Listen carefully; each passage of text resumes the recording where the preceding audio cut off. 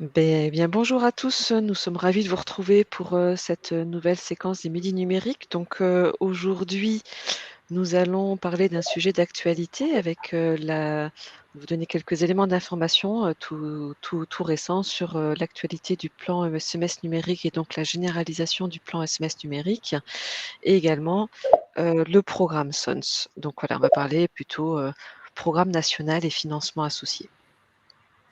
Voilà, donc simplement, donc on est dans un mode webinaire, donc par défaut, vos caméras et vos micros sont coupés. Alors, petite nouveauté depuis cette séquence, vous pourrez activer vos micros et intervenir. Donc, on vous demande simplement, on a une première séquence plutôt de présentation et donc on essaiera de garder quelques minutes pour un échange. Donc, vous pourrez intervenir en fin de séquence.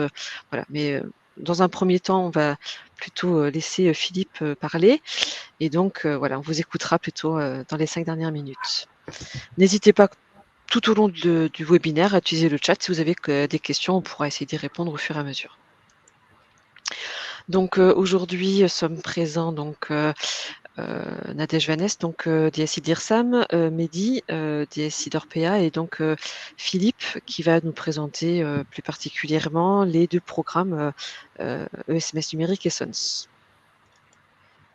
Voilà, juste avant de rentrer dans la présentation, vous donner quelques éléments sur les midis numériques et donc les midis à venir en fait. Donc tout à l'heure à 13h30, un retour d'expérience toujours sur la thématique du plan semestre numérique, un retour d'expérience sur la constitution d'une grappe. Et ensuite, à partir de la semaine prochaine, à midi, on aura plusieurs séquences centrées sur le dossier usager informatisé.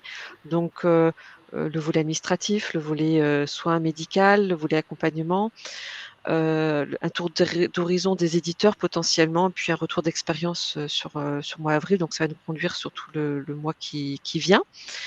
Et puis sur la séquence de 13h30 plutôt des thématiques sur les services SOC, donc la messagerie sécurisée de santé la semaine prochaine, le répertoire opérationnel des ressources le 8 mars, via trajectoire le 15 mars, 2 séquences sur le dossier médical partagé et on terminera sur le programme e-parcours. Donc à midi, on parlera plutôt du dossier informatisé de l'usager et à 13h30 des services SOC. Voilà, donc ça vous donne un peu une idée des séquences à venir. N'hésitez pas à vous inscrire pour participer à ces webinaires. Et bien maintenant, je vais laisser Philippe développer sur le Ségur, le plan SMS numérique et SONS. Bien, merci. Donc, effectivement, on va parler aujourd'hui de ces sujets que je voulais recontextualiser dans ce grand Ségur de la santé, que vous connaissez aussi par ailleurs pour ses autres piliers, et les rappeler ici, et dire qu'effectivement, c'est le pilier 5 qui va nous intéresser, celui qui concerne le volet numérique. Ce volet numérique, il est articulé en deux grandes familles, on va dire, qui ont toute vocation à faciliter le partage d'informations, le partage de données. Donc, c'est 2 milliards d'euros qui sont répartis sur plusieurs années jusqu'en 2025, dont 600 millions sont dédiés au médico-social. Donc, on salue cette nouveauté finalement dans les modalités de financement historiques. Le médico-social était peu dans la cible, mais depuis cette feuille de route nouvelle, eh bien non, le secteur fait partie de tout ce qu'on accompagne également et incite financièrement. Qu'est-ce qui concerne finalement ce Ségur, ce volet numérique? Eh bien, 6 couloirs, comme les appelle la DNS, 6 métiers, 6 secteurs qui sont cofinancés en parallèle pour que tout ce monde aille vers la même cible.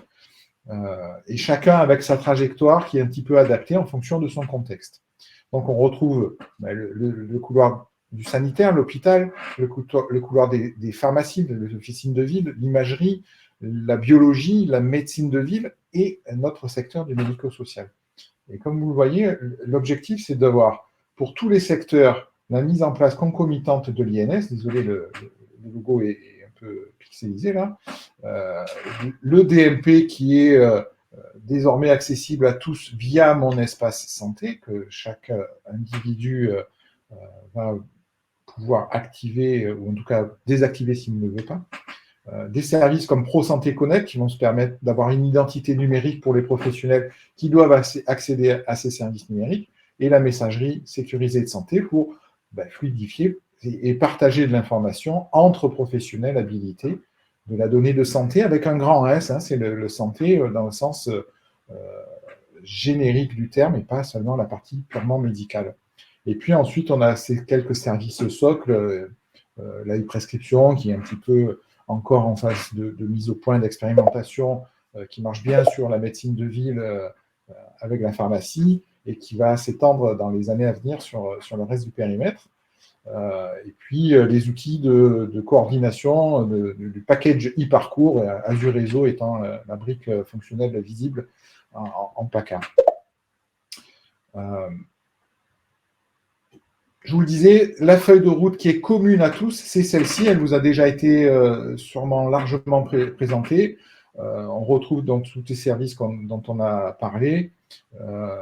Et elle est, encore une fois, vraiment la feuille de route pour l'ensemble des secteurs. On a tout de suite, là, on voit deux modalités finalement de financement qui vont donc nous aider à nous équiper d'un dossier usager informatisé qui soit cohérent avec cette feuille de route, qui soit compatible avec cette feuille de route et qui sache communiquer avec les outils et les services socles dont on vient de parler, DLP, MSS, etc., ILS.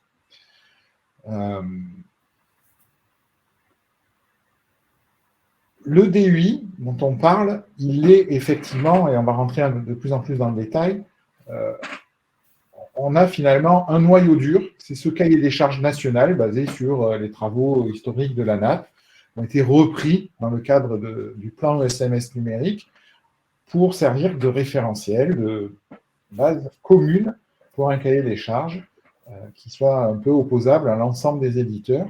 Et c'est ce qu'on va retrouver comme référence pour le plan ESMS numérique. Puis, dans le cadre du Ségur, des travaux qui ont été menés pour accélérer cette interopérabilité, eh bien, des task force ont travaillé sur le secteur PA, PH, domicile. Ce sont les trois premières qui ont démarré. Il y en a en ce moment sur le secteur de l'enfance et de la dictologie, qui continuent à travailler pour aboutir, elles aussi, à un dossier de spécification de référencement. Donc, c'est l'extension et la précision de tout ce cahier des charges national sur des items vraiment encore plus orientés sur l'interopérabilité, de mettre l'accent sur ces sujets-là. Donc, il n'y a pas de nouveauté en tant que telle dans ce dossier de spécification. Par contre, il y a des niveaux d'exigence, des précisions qui ont été apportées par rapport au cahier des charges.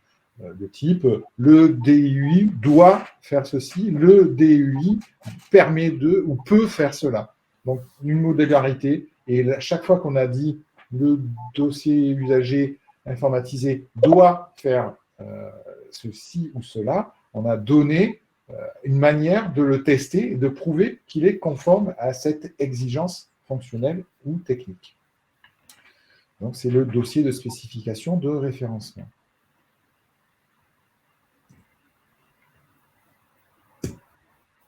Pourquoi j'ai fait ce distinguo? Parce que c'est vraiment les deux éléments qui vont être importants à avoir en tête dans à la fois le SOMS et le plan ESMS numérique.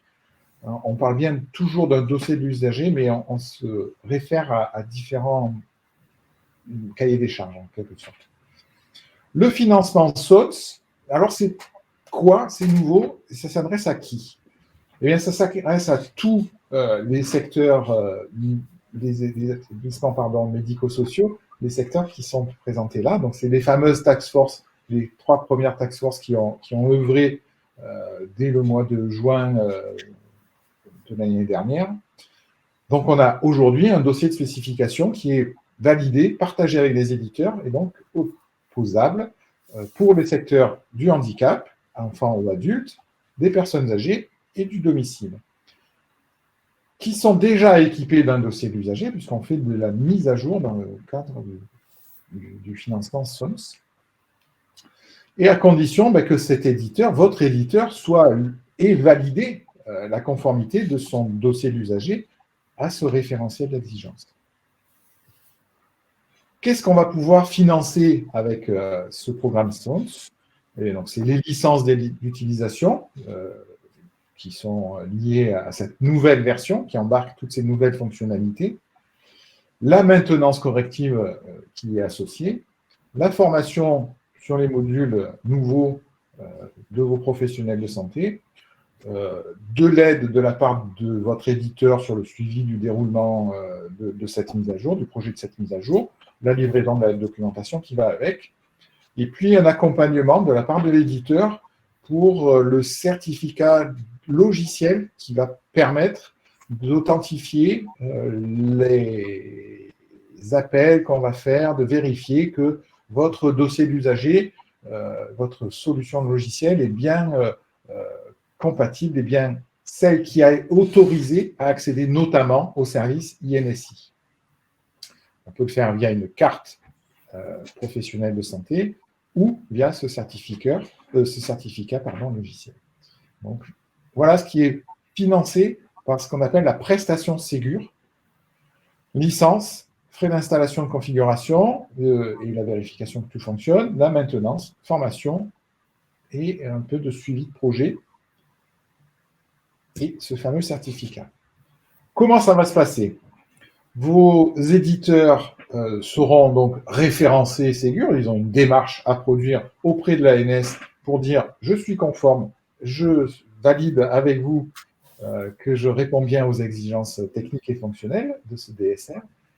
Une fois qu'il a ce tampon sur sa solution, il va pouvoir émettre des devis avec un forfait qui a été préétabli, c'est tout le travail qui a été mené préalablement entre l'ANS, la DNS et les éditeurs pour fixer, dans le cadre, encore une fois, des prestations Ségur qu'on vient de voir, ils peuvent vous facturer un plafond, et le chiffre est donné un peu plus loin, et il reste sous réserve de validation définitive par la publication de l'instruction qui ne saurait tarder. En tout état de cause, votre éditeur, une fois qu'il est référencé Ségur, sera en capacité de vous proposer un devis. Pour ça, on a une fenêtre quand même pour faire tout ce travail. Entre au plus tard, la commande, le devis devra être émis pour que vous puissiez faire une commande au 31/12/2023 et pour une installation au plus tard au 31/12/2024. Entre la commande et l'installation, il faut toujours un petit peu de temps. Une fois que donc il a émis son devis, vous l'acceptez, c'est validé par l'ANS, la DNS, l'installation, la configuration, la formation se font, vous validez que tout cela est effectif, tout fonctionne conformément à vos attentes, et là, il y a un règlement qui est fait directement à l'éditeur, et donc ça ne passe plus par la case organisme gestionnaire ou établissement, c'est vraiment l'éditeur qui est réglé directement par l'ASP, l'autorité dont l'acronyme m'échappe, mais qui est vraiment missionné par l'État pour payer les éditeurs. Un point important quand même, c'est qu'on n'a pas de surcoût à attendre sur le périmètre strict de ce qui va être livré dans le cadre de cette mise à jour. Il ne peut pas vous demander de surcoût lié à ça, à part la boîte de mail sécurisée si vous faites un choix d'une autre solution que celle qui est proposée dans la région. Voilà, à part ce genre de frais, il n'y a pas de raison de vous facturer autre chose. Voilà pour ce qui est du SONS. Donc, mise à jour, votre éditeur est labellisé, il peut vous émettre un devis. Le plan SMS numérique existe encore et va s'articuler avec ce mécanisme SONS. Dans le SMS numérique, on reste sur à peu près les mêmes tenants et aboutissants que ce qui s'est passé en 2021. On rentre aujourd'hui dans une phase de généralisation. Donc la phase 2021, c'était le lancement. Ça a permis d'ajuster à la marge les dispositions. On va retrouver les grandes lignes de ce qu'on a connu en 2021. Ça concerne l'acquisition, si vous n'avez pas de dossier d'usager informatisé ou que vous souhaitez en changer. Donc, c'est une acquisition d'un dossier d'usager, et éventuellement la mise à jour, mais du coup, se référant au cahier des charges national. C'est autorisé, dans le cadre du plan SMS numérique. Mais comme c'est un tout petit peu plus touchy que ça, c'est également autorisé dans le cadre d'éditeur qui sera labellisé SONS. On va le voir un petit peu plus tard. Donc, vous n'avez pas de dossier d'usager, il est plus satisfaisant pour vos besoins, vous souhaitez remettre en concurrence, vous pouvez faire appel au programme SMS numérique et sous certaines conditions, vous pouvez le faire aussi dans le cadre d'une mise à jour.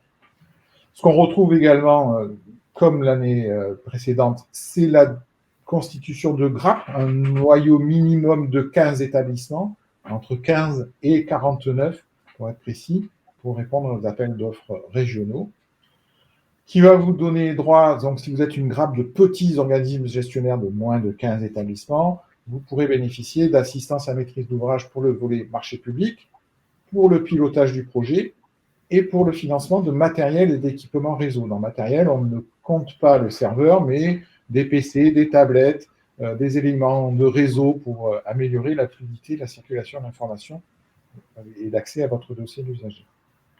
L'instruction, encore une fois, qui ne saurait tarder, validera bien les montants et toutes ces modalités. Elle est attendue incessamment sous peu et on devrait pouvoir commencer à déposer des réponses dès le 15 mars et jusqu'au 30 septembre. Finalement, qui est potentiel utilisateur de cette ressource-là, de ce plan SMS numérique? Eh bien, c'est tous les établissements médico-sociaux conformes à l'article L312.1 du Code des affaires sociales et familiales. Donc, tous les établissements, vous voyez que le SONS, pour l'instant, c'est limité à un certain nombre d'établissements et ça va s'agrandir. Le périmètre va s'agrandir petit à petit. Là, vous pouvez également, si vous n'êtes pas dans le PAPH domicile, en bénéficier. Si vous êtes un groupement de plus de 50 ou dans le cadre d'un appel à projet qui concernerait un organisme gestionnaire national, eh bien là, c'est directement géré par la DNS. Sinon, ça sera géré par un appel d'offres régional, et donc forcément chez nous, par la RS PACA. Avant d'aller plus loin, on a déjà la possibilité de travailler ensemble pour constituer cette grappe, pour creuser un petit peu. Là, on va très vite aujourd'hui. On fera d'autres sessions où on ira plus en détail avec la RS, avec le collectif, pour aller plus en détail dans l'instruction précise de ce dossier.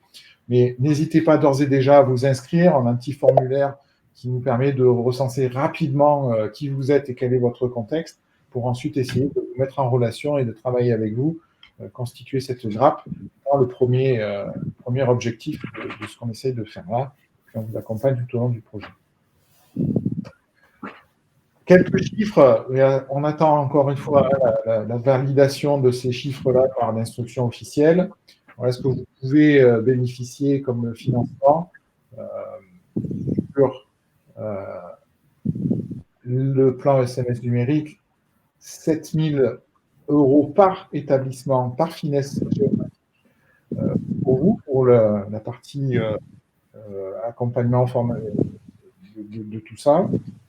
L'éditeur, lui, va percevoir entre 12 et 14 500 selon s'il est référencé Ségur ou non.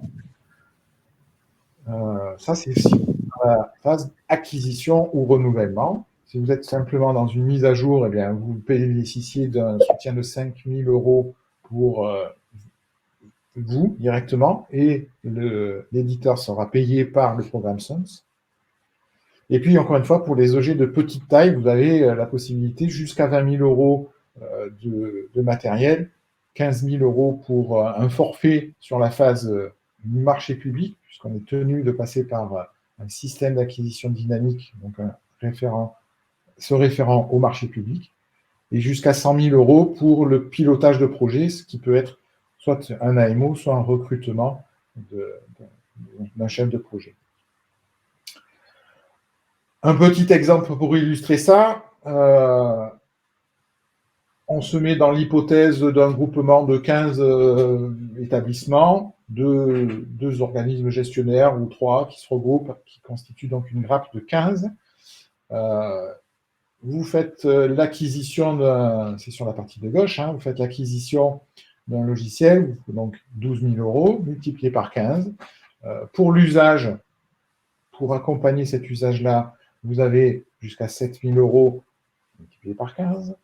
Et puis, comme c'est une grappe de petits objets, eh vous avez le coup de pouce de 20 000 euros pour la partie matérielle, multiplié par 15, et le forfait d'AMO ou de recrutement sur la partie marché public et gestion de projet. Donc, c'est une grappe qui pourrait bénéficier jusqu'à 700 000 euros de subventions, sachant que ces montants peuvent être un petit peu modulés, puisqu'il y a, à part les forfaits AMO et les forfaits d'AMO, le reste, on valide en fait en fonction de votre réel besoin. C'est l'équipement. Si vous avez vraiment besoin de 10 000 euros, vous bénéficierez d'un financement de 10 000, pas forcément de 20. Voilà pour ce premier exemple. Un deuxième exemple, 28 établissements qui sont déjà clients d'un éditeur. Vous pourrez bénéficier dans ce contexte pour l'usage, pour accompagner la mise en place de formation, de tout ce que vous avez à faire de gestion de projet également autour de cette mise à jour, eh bien 5 000 euros multiplié par 28 établissements, ça fait 140 000 euros, sachant qu'encore une fois, l'éditeur, lui, sera rémunéré sur la base du barème forfaitaire entendu avec la DNS et touchera, dans cet exemple, 34 000 euros. C'est 28 fois 1232. C'est le forfait sur lequel de mise à jour sur lequel il est entendu. Voilà ce que j'avais à vous dire rapidement. Hein. Désolé, on va un peu vite, mais encore une fois, on aura d'autres sessions.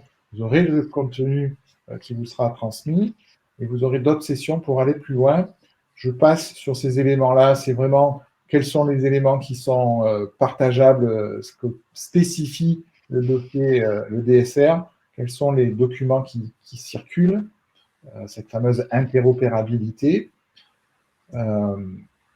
L'exemple, le barème qu'elle peut bénéficier, peut prétendre votre éditeur, avec toutes les précautions d'usage, hein, on attend vraiment la validation.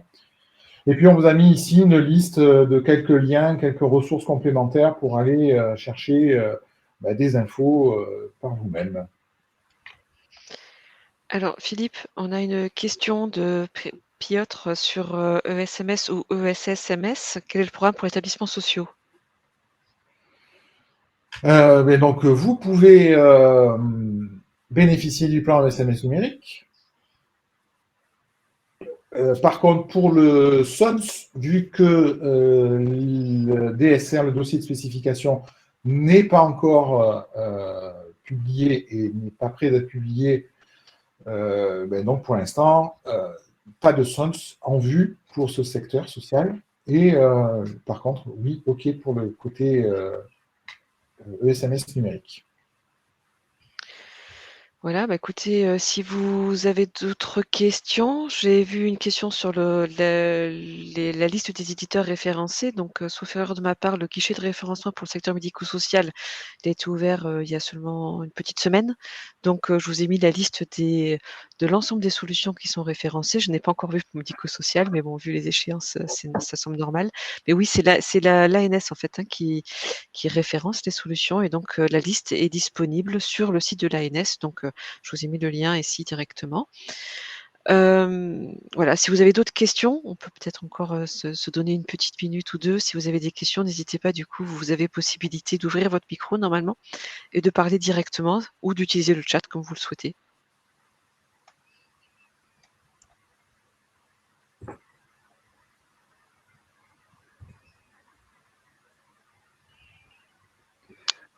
Bien, pas de questions. Je te laisse conclure, Nadège. Oui, simplement donc voilà, n'hésitez pas, le formulaire de contact, hein, si vous êtes intéressé en tout cas pour candidater, le formulaire de contact. Alors, ce formulaire de contact du collectif, on avait le formulaire de contact également, il me semble, pour la constitution d'une grappe, Philippe aussi, je ne sais pas si on l'a remis. Si. C'est lequel? Pardon? Le premier, là. D'accord, OK, très bien. Le code et le lien qui est là. D'accord, ça c'est pour la constitution de la grappe, OK. Oui. Très bien. Voilà, si vous êtes intéressé, n'hésitez pas à vous inscrire. Voilà, et vous avez des contacts, le mail de contact à l'ARS si vous avez des questions sur le programme. Voilà, l'appel à projet du ESMS numérique, c'est plutôt attendu à partir du 15 mars, mais voilà, il est temps de se projeter, d'y réfléchir. Et puis au grade également, le mail de contact, vous avez des questions, n'hésitez pas à nous écrire ou à vous inscrire sur le formulaire de contact et on reviendra vers vous avec plaisir. Les prochaines séquences sont disponibles pour vous inscrire, donc à partir de la semaine prochaine, un cycle sur le DU. Et puis à 13h30, on enchaîne sur la semaine prochaine, la messagerie sécurisée de santé. Voilà, je sais pas d'autres questions. Toujours pas. Je regarde en même temps.